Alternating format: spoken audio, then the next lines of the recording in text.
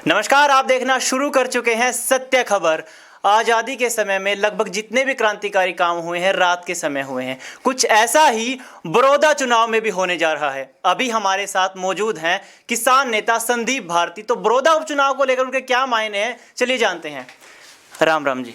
राम राम जी। पहले बताइए कि मेरे अंगने में तुम्हारा क्या काम है, तो ऐसे क्या हालात बने कि बड़ौदा उपचुनाव में आपको आना पड़ा? देखिए, बड़ौदा उपचुनाव एक हल्के का चुनाव नहीं है। बड़ौदा प्रदेश और देश की राजनीति के भविष्य को निर्धारित करने वाला चुनाव है। अभी अभी सरकार ने, केंद्र की सरकार ने 3 काले कानून लागू करे हैं। ये वो काले कानून हैं जिनको चौधरी छोटू राम ने खत्म करके मंडी एक्ट बनाया था और किसान को जीने लायक एक जगह मुहैया कराई थी समाज में। तो ये सरकार ये काले कानून लेके आई है। अब पूरे देश की नज़रें इस बात पे हैं, प्रदेश की नज़रें इस बात पे हैं कि बड़ौदा का जो किसान है, क्योंकि किसान डोमिनेटेड हल्का है, कि भाई यहाँ का किसान इन कानूनों के ऊपर क्या फैसला लेता है। मेरे लिए ये जनमत संग्रह है इस सरकार के इन 3 काले कानूनों के खिलाफ बड़ौदा हल्के की तरफ से। तो एक किसान के लिए जो संघर्ष करने वाले हम जितने भी लोग हैं, तो मैं एक जिम्मेदारी समझ के, एक जागरूक किसान का बेटा होने के नाते ये समझ के आया हूँ कि यहाँ से हम समाज को जगा के इस सरकार के जो काले कानून और किसान विरोधी नीतियाँ हैं, इनके खिलाफ एक जन संदेश देने का काम करेंगे। और ये ज़रूरी हो जाता है कि ये सरकार बार बार जो दुष्प्रचार फैला रही थी कि जो भी किसान के लिए लड़ाई लड़ रहा है 3 काले कानूनों के खिलाफ, वो कांग्रेस का आदमी है और जनता जो है इनको एक्सेप्ट करेगी। सरकार ये बार बार दावा करती थी, झूठी किसान यात्राएं, ट्रैक्टर यात्राएं निकाल के। तो हम यहाँ से एक संदेश देना चाहते हैं तमाम किसान के बेटे कि हम किसी पार्टी के पक्ष या विपक्ष में नहीं हैं। हम किसान को, उनकी जो असली आवाज़ है, जो जायज़ आवाज़ है, उसको लेके एक संदेश यहाँ से देने का काम करेंगे। तो ये असल में तो किसान के लिए पूरा देश ये एक है, लेकिन जो कि रण क्षेत्र बड़ौदा है, तो ये हमारी जिम्मेदारी है कि यहाँ के जो भी किसान हमारा जनमानस है उसको जगाने का काम करें। बीजेपी के हरियाणा प्रदेश अध्यक्ष ओम प्रकाश धनखड़ बोल रहे हैं कि जो ये 3 कानून आए हैं किसानों के हित में हैं और साथ ही साथ ना तो मंडी बंद होंगी, एमएसपी भी वैसा ही रहेगा। आपको क्या लगता है? देखिए, मैं कड़वे शब्दों का इस्तेमाल नहीं करना चाहता क्योंकि मेरे से दुगनी उम्र के आदमी हैं, लेकिन उन्होंने मेरे को, मैं संदीप सिंह भारती कई साल से किसान के लिए लड़ रहा हूँ, तो 2014 के फरवरी महीने में, तब वो राष्ट्रीय अध्यक्ष होते थे किसान मोर्चा के, और हमने सड़क पे आंदोलन लड़ा था पुचाना में। कई हज़ार लोग हम सड़क पे बैठे हुए थे। तो धनखड़ साहब हमारे को लिखित में ये बात दे के आए थे कि जैसे हमारी सरकार आएगी लागत से 1.5 गुना भाव, उस समय के हिसाब से, उस समय गेहूं का बैठता था 2100 रुपये क्विंटल का, वो देने का काम करेंगे। किसान को कर्जा मुक्ति देने का काम करेंगे। जो आज ये ढकोसले कर रहे हैं कि हम ये जो है 3 काले कानून पक्ष के हैं, हम इसको एमएसपी को ख़त्म नहीं करेंगे, एमएसपी ऐसे ही जारी रहेगा, इससे कई गुना बड़े वादे ये 2013, 14, 12 में देश में करते घूम चुके हैं। तो इनकी क्रेडिबिलिटी खत्म है। ओम प्रकाश धनखड़ की हम किस बात का विश्वास करें, जब वो ये दावा ठोकते थे कि नरेंद्र मोदी पहली कलम से किसान को कर्जा मुक्त करेंगे। 6 साल बाद भी आज कर्जा छोड़ो, कर्जा कम से कम 4 गुना हो चुका है। तो ओम प्रकाश धनखड़ जो हैं, बेशक बीजेपी के प्रदेश अध्यक्ष हों, लेकिन किसान समाज में अपनी विश्वसनीयता, क्रेडिबिलिटी खो चुके हैं। उनकी किसी भी बात पर में भरोसा नहीं है। जो पंजाब की सरकार ने लिख के दे दिया है कि किसान का एमएसपी जारी रहेगा और किसान को एमएसपी इस तरीके से मिलेगा, अगर कोई नहीं देता है तो उसको 3 गुना सजा होगी। तो हरियाणा सरकार ने या केंद्र की सरकार ने ऐसा कि कौन से दबाव में, कि अडानी का दबाव है, अंबानी का दबाव है, किसी तीसरे कोई WTO का दबाव है, कोई अपने ट्रंप का दबाव है, क्यों नहीं सरकार ये लिख के देना चाहती? क्यों नहीं बार बार सरकार आश्वासन पे चाहती है? अब आश्वासनों से दुनिया नहीं चलती है। किसान की जो भविष्य की जो लड़ाई है, किसान की जो भविष्य की पीढ़ी है, ये बातों में भरोसा नहीं करती है। नेताओं के झूठ जो है ना, 70 साल से सुन के थक चुकी है। अब हमारे को समाधान चाहिए। जो ये दावा ठोकते थे लागत से 1.5 गुना भाव देंगे, उसके नाम पे कोरा झूठ बोला, किसान की कर्जा मुक्ति के नाम पे कोरा झूठ बोला, 2 करोड़ रोजगार के नाम पे कोरा झूठ बोला, इतने इन्होंने झूठ बोले, स्वदेशी के नाम पे इन्होंने कोरा झूठ बोला। तो इनके झूठे जो दावे हैं, हमारा मन भर चुका है। अब ये बिना बात के समाज को बरगलाने की बजाय ठोस बात करें और लिख के दे दें। यहाँ की राजनीति की बात करूँ तो आपने महम जब आंदोलन चल रहा था इन 3 कानूनों के खिलाफ, तो उस दौरान आपने बलराज कुंडू का सहयोग किया। तो बलराज कुंडू ने यहाँ से एक निर्दलीय उम्मीदवार जब खड़े हुए कपूर नरवाल, उनका सहयोग किया। अब कपूर नरवाल ने कांग्रेस को अपना समर्थन दे दिया है। आपको क्या लगता है? देखिए, एक तो मैं समर्थन की बात करूं, हमने ऐसा निश्चय करा है हमारे समाज की जो कमियां हैं उनको दूर करेंगे। पहली कमी ये थी कि हम दुश्मन से लड़ने की बजाय अपने आपस में लड़ते थे। तो मैंने तो व्यक्तिगत तौर पे फैसला करा भाई किसान की लड़ाई कोई कहीं लड़ेगा, मैं उसका साथ दूंगा। जो किसान आंदोलन ये 17 संगठन लड़ रहे थे सड़क पर, हमने वहीं भी साथ दिया।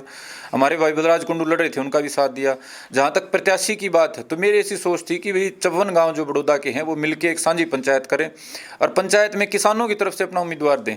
लेकिन परिस्थितियाँ ऐसी बन नहीं पाई क्योंकि लोग अभी तक पार्टियों के जो जाड़ है, पार्टियों के प्रति जो उनकी डेडिकेशन है, समर्पण है, उसको छोड़ नहीं पाए हैं।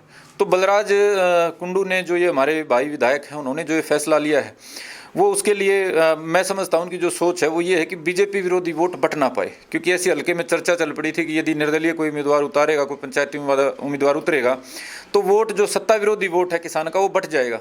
तो ऐसी उनकी मेरे को लगता है सोच है कि भी सत्ता विरोधी वोट है वो बटने ना पाए। और मैं भी इस सोच का हिमायती हूँ। बीजेपी के खिलाफ जो है ना लड़ाई वो डेडिकेटेड और एक साझे विपक्ष की होनी चाहिए। हमने आगे भविष्य में जो प्रोग्राम रखा है 30 अक्टूबर की जो हमने महापंचायत रखी है बड़ौदा गांव में, उसका भी यही मकसद है कि विपक्ष को एकजुट कराया जाए। जितने भी ये पार्टियां चुनाव लड़ रही हैं उनको एक मंच पे लाया जाए और सबको ये बात समझाई जाए वे किसान जो समाज है बीजेपी को हराना चाहता है और बीजेपी को जो कैंडिडेट हराएगा उसी के पक्ष में किसान समाज जाना चाहता है। किसान की जो वोट है, सत्ता विरोधी जो वोट हैं, वो किसी भी हालत में ना पट पाए, ऐसा हमारे भाई बलराज कुंडू की सोच थी और यही हमारी शुरू से सोच रही है। अब उसको अमली जामा पहनाने के लिए 30 तारीख को हम सारे बड़ौदा हल्के के हमारे जनमानस किसान समाज को और बाकी हरियाणा उत्तर भारत से जो किसान जागरूक साथी हैं उनको हम न्योता दे रहे हैं और यहाँ से एक मजबूत एक विकल्प हम देंगे कि सत्ता जब आतताई बन जाए, सत्ता जब हिटलरशाही पे उतारू हो जाए, तो सर्व समाज को एकजुट हो जाना चाहिए। और एक संदेश मैं आपके माध्यम से देना चाहूँगा कि ये लड़ाई सिर्फ किसान की नहीं है। किसान से हमारा मतलब है जो कमा के खाता है। ये अगर शब्दों में बात करें तो किसान मजदूर की लड़ाई है। ये जो 3 काले कानून हैं सिर्फ किसान को ख़त्म नहीं करेंगे, साथ ही साथ ये मजदूर समाज को, हमारे दलित भाइयों को विशेष तौर पे ख़त्म करने का काम करेंगे। जो ये उन्होंने स्टोरेज पे खुली छूट दी है, जो काला बाजारी पे खुली छूट व्यापारियों को दी है, इसका सीधा खामियाजा भुगतना पड़ेगा हमारे मजदूर भाइयों को। ये जो अनाज आज उनको 2 रुपये किलो मिल रहा है, 100 रुपये किलो लेके कहाँ से खाएंगे? तो हमारे को जो तकलीफ है, हमारे को जो डर है, वो सिर्फ किसान के लिए नहीं है, मजदूर भाइयों के लिए विशेष तौर पर है कि उनको इतने महंगे भाव पे अनाज आगे मिला करेगा आज से 5 साल बाद कि वो मजबूरी में अडानी और अंबानी के गुलाम बन के रह जाएंगे। तो इसलिए बड़ौदा हल्के के किसान और मजदूर समाज से हमारा आग्रह है कि भाई 30 तारीख को इस सांझी लड़ाई को सारे विपक्षी पार्टियों को, हुड्डा साहब को भी, अभय सिंह जी को भी, और हम तो दुष्यंत को भी इनवाइट करेंगे कि बेशक वो सत्ता की मलाई खा रहे हैं लेकिन किसान के प्रति उनकी जिम्मेदारी बनती है कि वो आएँ और किसान के प्रति जो उनके परदादा ने, दादा ने जो जिम्मेदारी निभाई है समय समय पर किसान को एकजुट करने की, उसको निभाते हुए यहाँ से विपक्ष को ताकत देने का काम करें ताकि हिटलरशाही पे जो सरकार उतारू है इसको इसके सही स्थान पर पहुंचा के इसकी जो अकल है वो सही ठिकाने पर ला दी जाए। आप ही के पॉलिटिकल ओपोनेंट राजकुमार सैनी भी यहाँ चुनाव प्रचार कर रहे हैं, वो भी मैदान में हैं कहीं ना कहीं, आपको क्या लगता है? देखिए, मैं ऐसा समझता हूं कि हरियाणा और देश की जो भविष्य की राजनीति है वो 1 या 35 या 2 या 34 या जाति के नारों से निर्धारित नहीं होनी चाहिए। हमारे जो सांझे जो पेट के सवाल हैं, चाहे वो किसान का हो, मजदूर का हो, वो हर जाति के हर नौजवान का और माता बहन का और बुजुर्ग का सवाल है। अब श्री राजकुमार सैनी अगर इस सवाल को जाति के नाम पे बांटना चाहते हैं, अब देखिए भूख की मैं नहीं मानता कोई जाति होती है। यदि कोई जाट भूखा है, गरीब है, कमज़ोर है, उसमें और किसी दलित मजदूर में कोई फ़र्क नहीं है। दोनों को भूख लगती है, दोनों की भूख रोटी से मिटती है। तो जो सम्मान की रोटी की लड़ाई चौधरी छोटू राम ने, सरदार भगत सिंह ने छेड़ी थी, अब उसको ट्विस्ट करके जाति के रूप में बांटने का हिमायती नहीं है। तो राजकुमार सैनी का परिणाम हरियाणा देख चुका है। 70 जितने भी सीटों पे लड़े थे हरियाणा ने उनको स्वीकार नहीं करा और आगे मेरे को भी उम्मीद है कि उनको बड़ौदा भी स्वीकार नहीं करेगा। ऐसी सोच देश का भविष्य, समाज का भविष्य नहीं हो सकती। कई गांव में भी उनका विरोध हुआ, जैसे जागसी गांव में उनका विरोध हुआ। तो लोकतंत्र में ये क्या ज़रूरी है कि कोई नेता अपने विचार प्रकट करने के लिए उसको इतनी बाधाओं का सामना करना पड़े? देखिए, यदि समाज की भावनाओं के खिलाफ कुछ बोला जाएगा, विरोध तो स्वाभाविक है। अब मुंह से यदि आप श्री राम के वचन निकालेंगे तो विरोध कौन करेगा? यदि समाज को तोड़ने की बात करेंगे और 1-2 जातियों को टारगेट करके उनके महापुरुषों को गाली देने का काम करेंगे तो विरोध तो स्वाभाविक है। आप अपने मुंह से गंदे शब्दों का इस्तेमाल करके सामने वाले से उम्मीद नहीं कर सकते। विशेष तौर पे आम हमारा जो जनमानस है, किसान समाज है, मजदूर भाई हैं, जो भावनाओं में जीते हैं, भावनाओं में जो जीवन जीते हैं, तो उनसे आप ऐसी उम्मीद नहीं कर सकते उनके महापुरुषों को आप गालियाँ दो और वो आपको तालियों से स्वागत करें। तो विरोध तो यदि वो ऐसा काम करेंगे तो स्वाभाविक है, उसमें नया कुछ नहीं है। पहले भी उनका बहुत विरोध हो चुका है, लेकिन या तो उनको किसी ने बहका रखा है कि भाई ऐसे जाति के नाम पे समाज को बांट के महापुरुषों को गाली दे के उनकी राजनीति चमक जाएगी।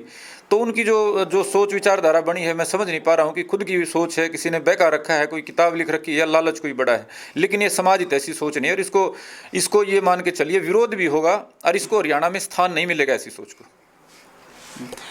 बड़ौदा के जितने भी मतदाता हैं, क्या संदेश देना चाहेंगे वो कि कैसे उम्मीदवार का चयन करें? देखिए, यहाँ बात उम्मीदवार की रह नहीं रही, यहाँ बात पार्टियों की रह नहीं रही। बात सिर्फ एक पॉइंट पे आ गई है, भाई किसान हितैषी कौन है और किसान का लुटेरा कौन है। अब ये समाज को समझना पड़ेगा। यदि पार्टियों में हम बट जाएंगे, खासतौर पे किसान और मजदूर समाज को, यदि हम नेताओं में, प्रत्याशियों में बट जाएंगे, तो मूल लड़ाई जो है वो खत्म हो जाएगी। आज हरियाणा प्रदेश का नहीं, देश का किसान और मजदूर एक साझी लड़ाई लड़ना चाहता है। पूरा पंजाब सड़क पे बैठा, हरियाणा सड़क पे उतरा, पूरे भारत के किसान संगठन, मजदूर संगठन इस बात को लेके पूरे सचेत हैं कि ये जो लड़ाई है ये जाति के नाम पे या पार्टी या कैंडिडेट के नाम पे नहीं जानी चाहिए। मैं बड़ौदा हल्के के मेरे नौजवान साथियों से, जागरूक साथियों से, किसान मजदूर भाइयों से अपील करना चाहता हूँ कि इस लड़ाई को प्रत्याशी में ना लेके जाएं, भूपेंद्र सिंह हुड्डा या खट्टर के बीच में ना लेके जाएं। इस लड़ाई को किसान और किसान की मेहनत को लूटने वालों के बीच में रखा जाए। किसान ने जो 70-72 साल आज़ादी के बाद देश की सेवा करी है, देश के अन्न भंडार भरे हैं, देश का पेट भरा है, आज ये वर्तमान जो सरकार है भाजपा की और ये हरियाणा में गठबंधन वाली, ये किसान को जड़ से ख़त्म कर देने पे उतारू है। ये जो सरकार है ये चाहती है किसान को गुलाम बना दिया जाए। तो आज तो एकजुट होके, ये ना देख के कि इंदिराज प्रत्याशी है या कौन पार्टी है, सिर्फ ये सोच के कि भारतीय जनता पार्टी को यहाँ से हरा कौन रहा है, उसके पक्ष में एकजुट होकर किसान और मजदूर समाज को मतदान करना चाहिए। और यही बड़ौदा हल्के से पूरा हरियाणा नहीं, पूरा देश इस बात की उम्मीद कर रहा है। हम जो साथी यहाँ अपने समाज को जगाने के लिए, किसान मजदूर को जगाने के लिए आए हैं, हमारा सिंगल पॉइंट एजेंडा है कि सरकार को 3 नवंबर को ऐसा संदेश मिलना चाहिए जो पूरे हरियाणा में किसान मजदूर की साझी जो लड़ाई है, लुटेरों के खिलाफ जो लड़ाई है। अब आज़ादी के 70 साल बाद भी किसान को यदि कर्जा लेके गुजारा करना पड़ रहा है तो इससे बड़े दुर्भाग्य की कोई बात नहीं हो सकती।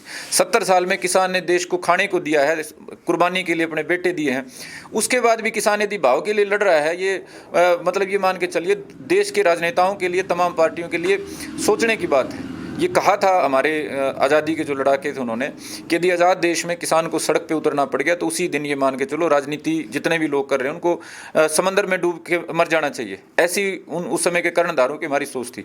और ये 70 साल बाद भी किसान को कर्जे के जाल के नीचे ऐसे लॉलीपॉप में कर्जा माफ़ कर देंगे, यहाँ उलझाए रखना चाहते हैं। तो ये जागना पड़ेगा बड़ौदा के किसान और मजदूर समाज को। खास तौर पे मैं मजदूर समाज से अपील करूंगा वो जातिवादी नारों में और भारतीय जनता पार्टी की जो 1 और 35 की ये चालें होती हैं इनमें ना आए। वो इस बात को समझ लें कि उनका जो हित है वो किसान कमेरे समाज के साथ सुरक्षित है। किसान के साथ लड़ाई में साझा करके जो पूंजीपति ये पार्टी और ये पार्टी की सोच है भाजपा की, इसके खिलाफ वो अपना मोर्चा बुलंद करें और यहाँ से भाजपा को धराशायी करने का किसान मजदूर काम करें, ऐसी मैं अपील करता हूँ। और इसके लिए हमने घर घर जाके जनसंपर्क अपना शुरू कर दिया है आज से। और 30 अक्टूबर को बड़ौदा में दोपहर 11 बजे हम अपनी महापंचायत के माध्यम से जो किसान जिताओ और हरियाणा बचाओ महापंचायत है उसके माध्यम से एक मजबूत विपक्षी एकता कायम करने का काम करेंगे। किसान मजदूर की लड़ाई को इस सरकार को धराशायी करने के और हम लेके जाने का काम करेंगे। चलिए, बहुत बहुत शुक्रिया। तो ये थे किसान नेता संदीप भारती, जिनका मानना है कि बड़ौदा उपचुनाव सिर्फ और सिर्फ किसान के मुद्दे पर लड़ा जाए, उसके हित की लड़ाई के तौर पर इसको देखा जाए। कैमरा पर्सन प्रीति के साथ मैं अजय, सत्य खबर।